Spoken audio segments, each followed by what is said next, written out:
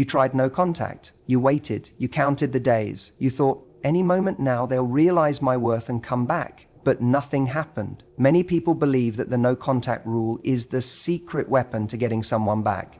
They hear stories about how someone cut off communication, focused on themselves, and suddenly the person they longed for came rushing back, full of regret.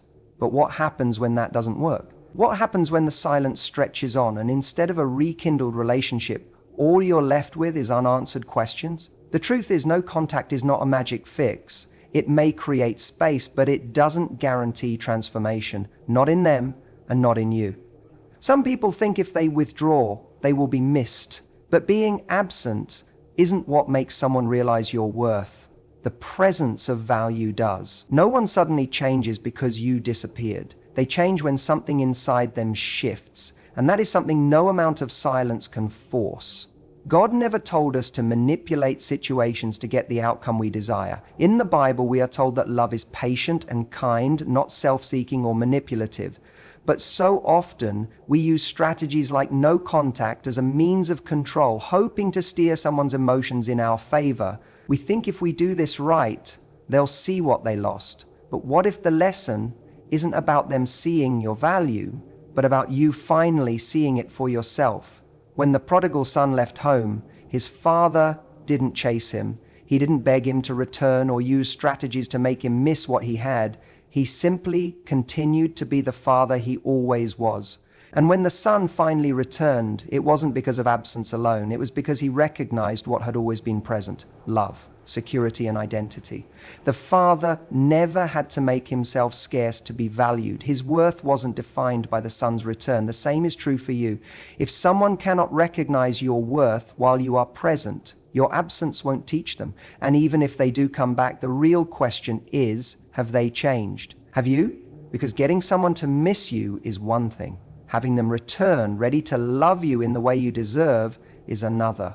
The Bible tells us that we are wonderfully and fearfully made, created with purpose. That means your value was never in question. It doesn't increase when someone notices it, and it doesn't decrease when they ignore it. No contact might give you time to heal, to refocus, to rediscover yourself. But if your only goal is to get a reaction from someone else, you've already placed your peace in their hands. So before you put all your hope in a strategy, ask yourself, are you seeking a changed situation or a changed heart? Because if no contact didn't work, maybe the answer was never in the silence. Maybe it was in what God was trying to tell you all along. People often think that if they just disappear long enough, everything will fall into place. They believe that if they pull away, others will have no choice but to reflect, change, and come back better. But transformation doesn't happen through distance alone. It happens through intentional growth, and that growth starts within. The truth is, silence doesn't shape a person. Conviction does. No contact may create space, but space without change is just emptiness. God is not interested in surface-level shifts. He doesn't want you to just modify your actions to get a desired result. He wants you to experience real transformation. In the Bible, we are said to be renewed in our minds, to put away the old self and step into the new. That kind of change isn't about making someone miss you. It's about making sure you don't miss what God is trying to do in you. Because the reality is, even if they come back, if nothing in you has changed, you will face the same issues again. When Joseph was betrayed by his brothers and thrown into a pit, he didn't sit there waiting for them to come back and apologize. He didn't plot a way to make them regret what they did. Instead, he embraced the journey God placed before him. He allowed every trial, every hardship, and every season of waiting to shape him. And when his brothers did return, he was no longer the same person they abandoned. His transformation wasn't dependent on their actions.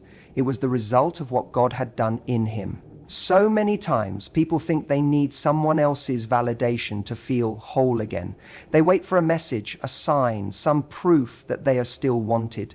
But healing is not about being wanted by someone else. It's about realizing you were never unworthy to begin with. In the Bible, we are said to be made in the image of God, called for a purpose and loved beyond measure. That means your identity is not tied to who reaches out or who stays silent. It is anchored in something far greater.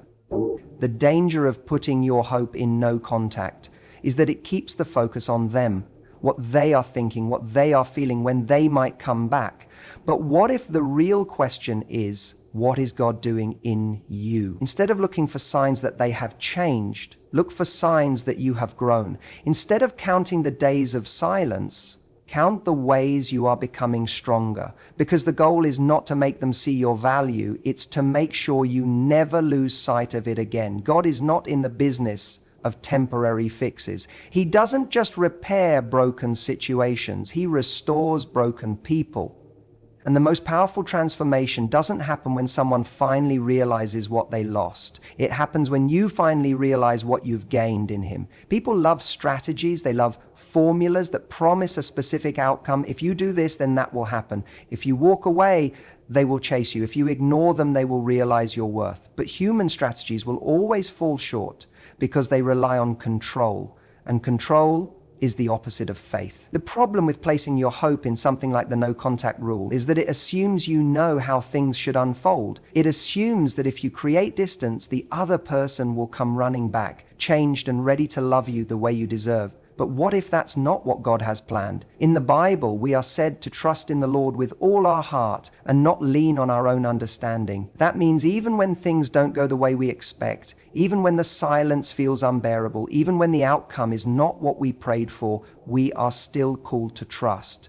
Faith is not about manipulating a situation to get what we want. It's about believing that God's way is better than ours, even when we don't understand it. When Sarah and Abraham were promised a child, they tried to take matters into their own hands. Instead of waiting on God's timing, they devised their own strategy. But human efforts will always lead to complications because they are driven by impatience and fear. It was only when God's perfect timing came into play that the promise was fulfilled. The same is true in relationships. Sometimes what we think is a delay is actually divine protection. What we think is rejection is actually redirection.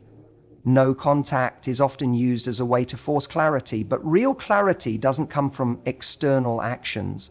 It comes from surrendering the situation to God. If someone is meant to be in your life, you won't have to manipulate circumstances to keep them there. And if they aren't meant to stay, no strategy will make them stay longer than God allows. In the Bible, we are said that all things work together for good for those who love Him. That means if something isn't working out the way you hoped, it's not because God is punishing you. It's because He's protecting you from something you cannot see yet. Many times, people pray for God's will, but still try to control the outcome. They say they want what is best, but they secretly hope their own plan is the one that unfolds.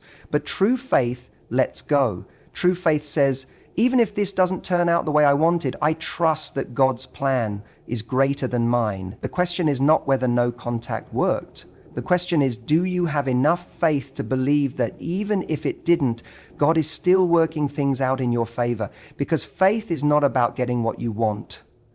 It's about trusting that what God gives will always be better. People spend so much time trying to make others see their worth.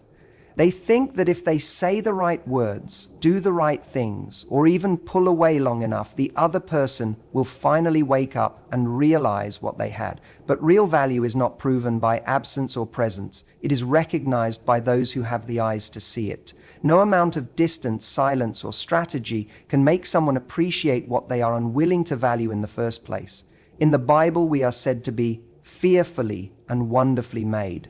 That means your worth is not up for debate. It is not something that increases when someone notices you or decreases when they ignore you. It is constant, unshaken, and established by God Himself. The danger comes when you tie your value to how someone else treats you. If they call, you feel important. If they don't, you feel forgotten. But human behavior is a poor measuring stick for something as sacred as your worth. When David was anointed as king, he was overlooked by his own family. His father didn't even consider him worthy enough to be called in when the prophet came looking for the chosen one.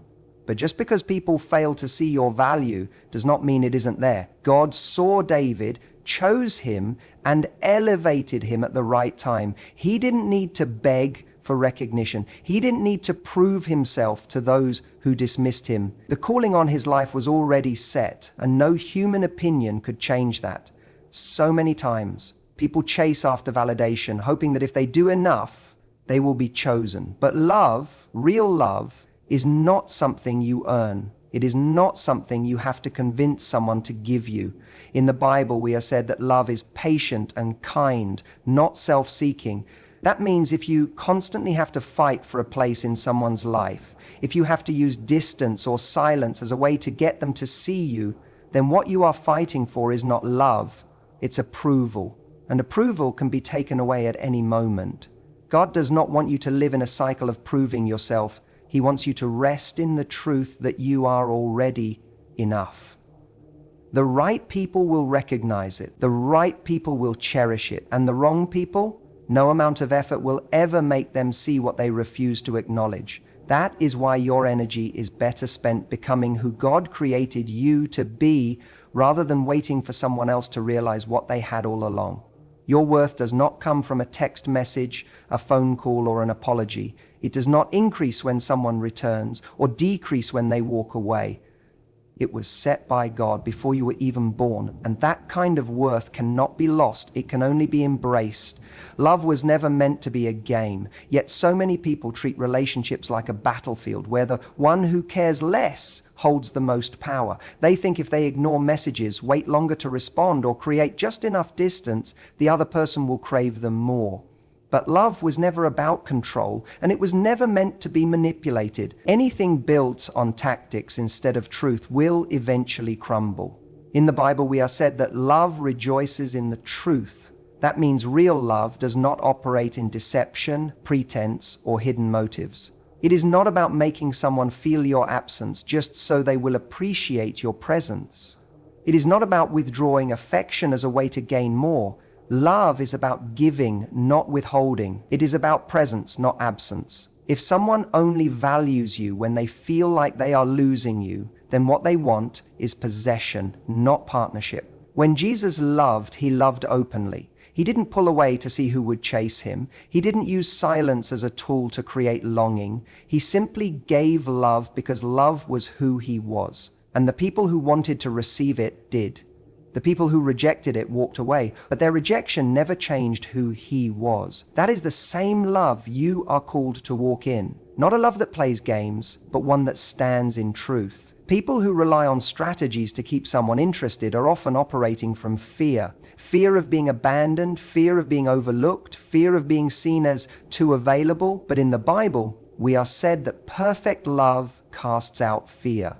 That means if you have to constantly calculate your every move to keep someone's attention, then fear, not love, is driving the relationship. And anything driven by fear will always lead to exhaustion. God does not require you to beg for the love he has for you. He does not pull away to make you chase him. He remains constant, faithful, and present, even when you are inconsistent. That is the kind of love that brings peace. That is the kind of love that reflects his heart. And anything less than that is not love.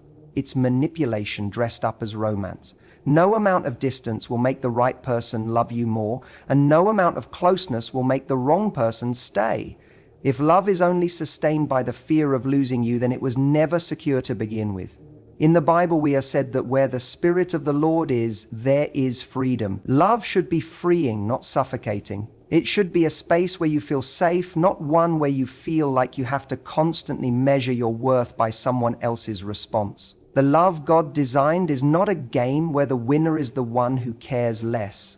It is a covenant, a commitment, and a reflection of Him. And that kind of love will never require strategies. It will only require sincerity. People often grow impatient when things don't go their way. They try everything, walking away, cutting off communication, focusing on themselves, hoping that at some point things will align exactly as they want. But what if no matter what you do, nothing changes? What if the person you're waiting for still doesn't come back? Or what if they return, but nothing about them is different? This is where many struggle, because they are relying on their timing instead of trusting God's. In the Bible, we are said that there is a time for everything, a season for every purpose under heaven. That means some things are meant to bloom quickly while others take time. Some things are meant to stay while others are only meant to teach us a lesson before leaving. The problem isn't that God is not working. The problem is that we expect Him to work according to our schedule, but God does not rush just because we are uncomfortable. He does not speed up a process just because we are tired of waiting. His timing is not only perfect, but it is intentional. Abraham and Sarah were promised a child, but they had to wait years before it came to pass. They grew frustrated, just like many do when things don't happen fast enough. They tried to help God by coming up with their own solution, but that only led to more problems. When God makes you wait, it is never to hurt you, it is to prepare. A rushed blessing is not a blessing at all if you are not ready to receive it. Sometimes what feels like a delay is actually protection. Sometimes what feels like silence is actually preparation. In the Bible, we are said that those who wait on the Lord will renew their strength. Waiting is not just about passing time. It is about growing, maturing, and becoming who you need to be for the next season of your life. Many people want the relationship, the breakthrough, or the answer right now, but they are not ready for it. They are not emotionally, spiritually, or even mentally prepared for what they are asking God to give them. God is not withholding anything from you out of cruelty. He is ensuring that when the right thing comes, you don't lose it. No contact, distance, or space will make something happen if it is not in God's will. But when something is meant for you, nothing can stop it from unfolding in His time. In the Bible, we are said that He makes all things beautiful in their time. That means your timing is not the standard. His is. And if something is taking longer than you expected, maybe it's because He is doing more inside you than you can see right now. God's plan is never late. It may not be when you want it, but it will always be when you need it. Trust His process because His timing is never wrong. People often believe that if they can just do everything right, if they wait long enough, say the right words, or distance themselves in the perfect way, then they will finally get the outcome they desire. But life is not a formula, and love is not something you can control. At some point, you have to accept that no matter how much effort you put in, you cannot force someone to see your worth, to choose you, or to change. And when you reach that place, the only thing left to do is surrender. In the Bible, we are said to cast all our cares on Him because He cares for us. That means you were never meant to carry this burden alone. You were never meant to spend your days overanalyzing every move, wondering if there was something more you could do. There is a peace that comes when you finally release the need to control the outcome. There is a freedom that comes when you realize that your future is not in the hands of another person. It is in the hands of God.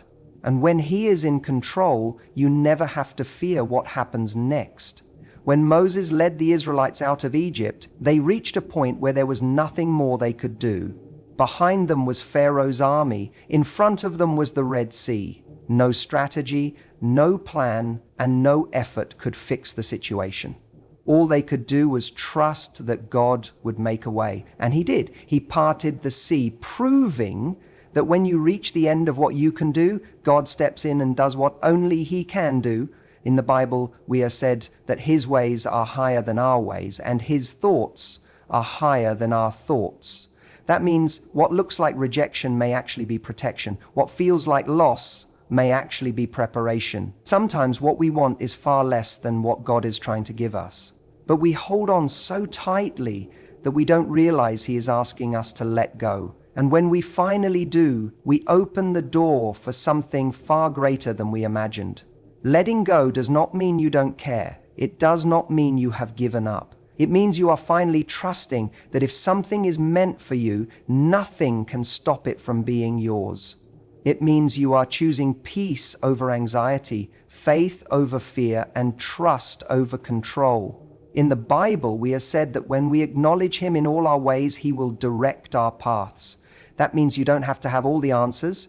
You don't have to figure everything out on your own. You just have to be willing to release what you cannot control and trust that whatever is ahead of you is better than anything you are leaving behind.